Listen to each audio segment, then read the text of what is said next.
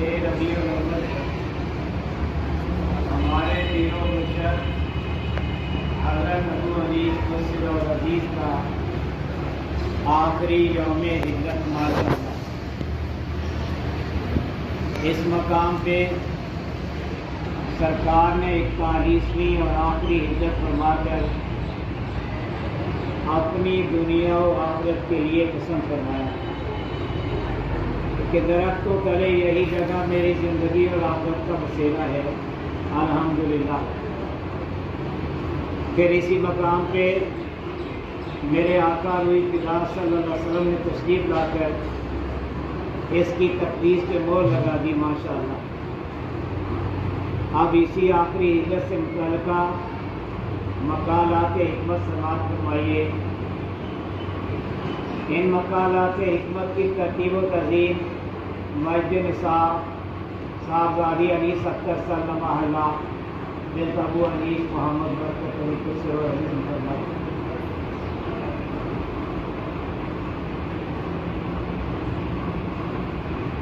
سرکار کی تحریر اپنی محبوب ترین صاحبزادی انیس اختر صلی محلہ کے بارے اس مقام میں نجات صحاب المطلوب مستقبین المعصوم دارالاسلام میں میری محبوب ترین سعیدہ و سعیدہ بیٹی انیس اختر صلی محلہ کا مقام مبارکاً مکرماً مشرفاً۔ تم جانتے ہو یہ لڑکی کون ہے؟ یہ لڑکی محتمم دارالاسلام محمد برکت علی کی محبوب ترین سعیدہ و سعیدہ حقیقی اور طارق بیٹی ہے، اور اس مقام پر نجات صحاب المقبول المصطفین دارالاسلام کی معتمدہ احمدہ ہے، اور اس کا یہ مرتبہ قیامت تک کے لیے ہے ماشاءاللہ۔ مبارکاً مکرماً مشرفاً۔ سوچ کر بولو، اس کا ادب میرا ادب، اس کی تعظیم میری تعظیم، اس کی تقریم میری تقریم،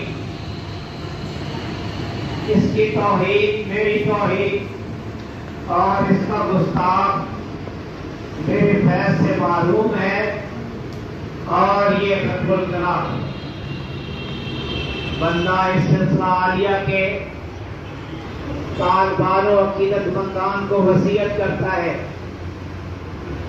کہ اگر کسی نے اس لڑکی کی بے ادبی کی، میری طریقت میں اس کا کوئی حصہ نہیں۔ حدیث کا بے ادب میرے فیض سے معروم ہے، جس نے مجھ سے فیض پانا ہے وہ اس کا طالب ہوگا ماشاءاللہ، اس کا خادم ہوگا، اس کا خادم ہو کر مجھ سے فیض پائے گا، کسی اور طرح ہرگز نہیں۔ جس طرح اپنی روح و دل میں مجھ کو جانتا ہے، اسی طرح اس کو جانے۔ جس طرح اپنی روح و دل میں مجھ کو جانتا ہے، اسی طرح اس کو جانے۔ جس طرح میرا ادب کرتا ہے، اسی طرح اس کا کرے۔ ایسی لڑکی نہ گھر گھر پیدا ہوگی، نہ کسی طریقت کو نصیب ہوگی۔ سبحان اللہ ماشاءاللہ۔ بسم اللہ الرحمن الرحیم۔ آخری یوم ہجرت۔ ہجرت اللہ کی راہ میں چلنے کا پیش خیمہ، اور اس کا اجر اللہ ہی کے ذمے۔ میں نے 41 بار اللہ کی راہ میں، صرف اللہ کی راہ میں ہجرت کی۔ 1367 سے لگاتار جاری ہے، ساری عمر مہاجر اللہ بن کر گزاری، اور اللہ ہی بہتر جانتے ہیں کیسے کیسے حال میں گزری۔ ایک برکت بھری مجلس میں ایک نے ایک سے پوچھا کہ مہاجر اللہ کسے کہتے ہیں؟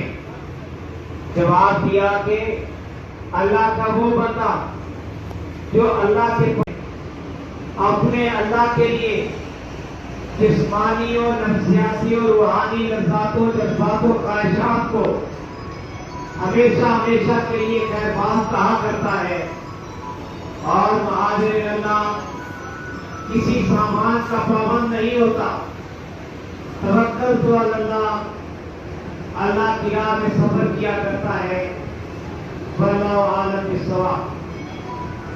خواہشات کی قربانی سب سے بڑی قربانی ہے، اور معاذ اللہ ہی خواہشات کو قربان کر سکتا ہے، دنیا دار نہیں۔ میرے جسم و وجود کے اندر 9 دروازے ہیں، معاذ اللہ وہ ہے جس کے قلبوت کے سارے در اللہ ہی کے حکم کے تابع ہو، کوئی بھی خود سر نہ ہو۔ ہجرت کا انتہائی مقام پیارے ہستی سے ہجرت ہے، اور یہ مقام کہیں کسی کو نصیب ہوتا ہے، ہر کسی کو نہیں۔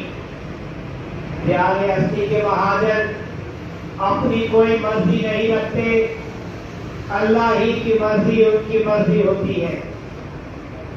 حکمت کی قدرت اور قدرت کی حکمت جہاں چاہتی ہے لے جاتی ہے، کسی اور کی مرضی کبھی کرنے نہیں دیتی۔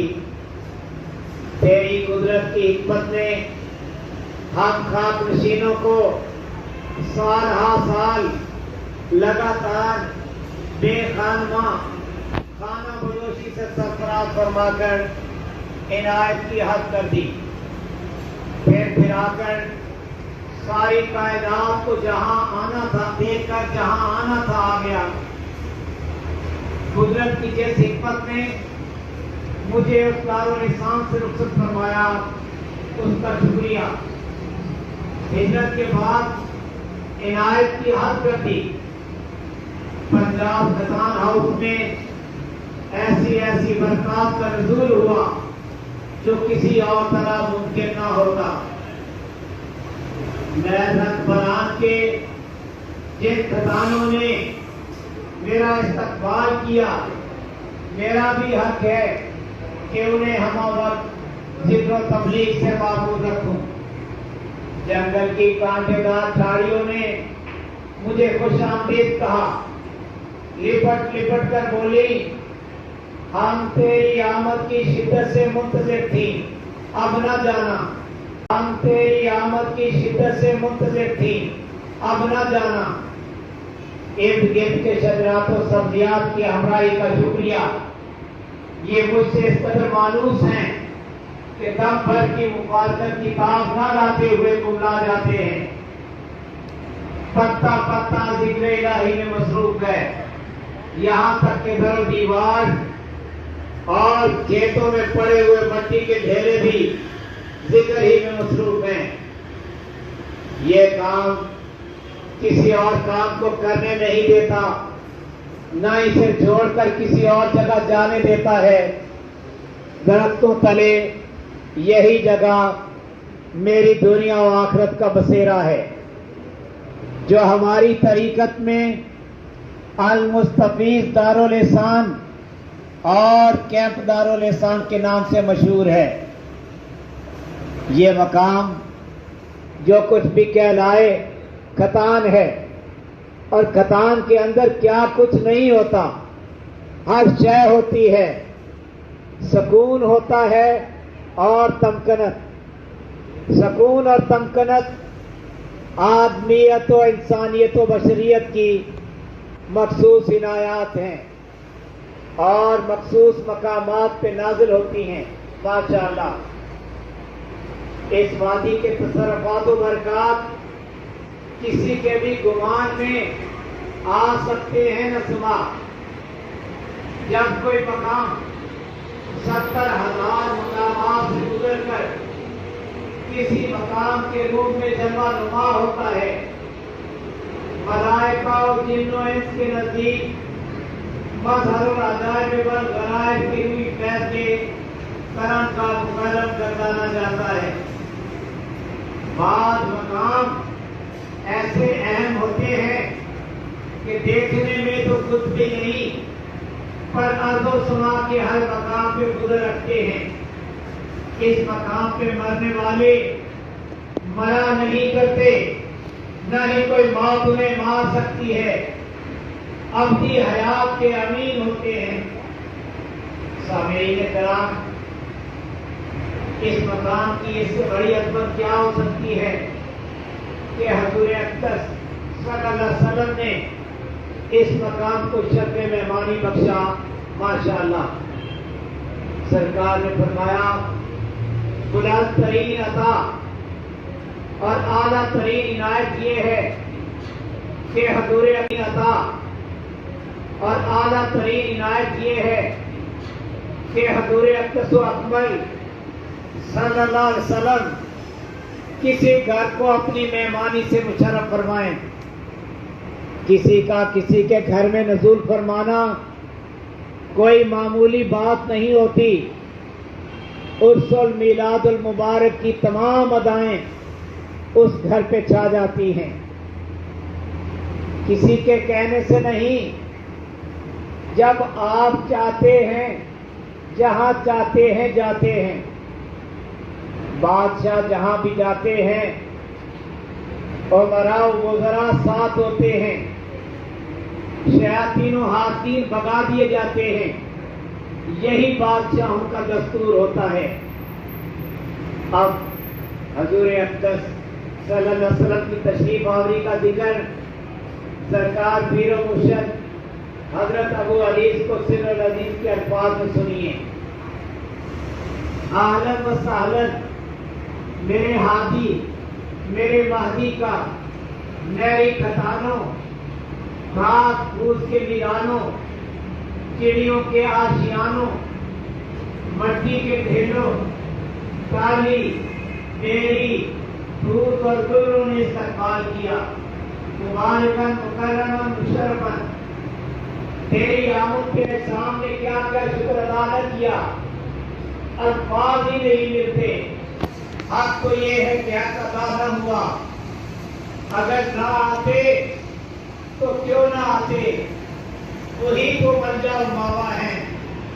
اللہم صلی وسلم مبارک علی النبی الامی. آپ کا کرم میرے مولائے کریم روح خدا صلی اللہ علیہ وسلم جب نوازنے پہ آئے تو ہر حد سے بالا ہو کر کرم کی حد کرتے. اللہ اللہ ماشاءاللہ، طیبہ سے اپنے کرم کی گنگور گٹائیں اٹھنے پہ مجبور ہو ہی جاتی ہیں. فتحہ سے اٹھ کر ایک گمنام مقام کی طرف بڑھ کر ایک صاحبان کی شکل میں سایہ فگن ہو کر ریم کھیم برسنے لگتی ہیں اور آن کی آن میں جل تھل کر دیتی ہیں.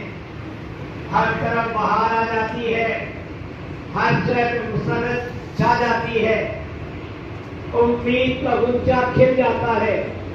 بہار آ جاتی ہے، ہر شہر مسرت چھا جاتی ہے، امید کا غنچہ کھل جاتا ہے، بے کسی کو سہارا مل جاتا ہے.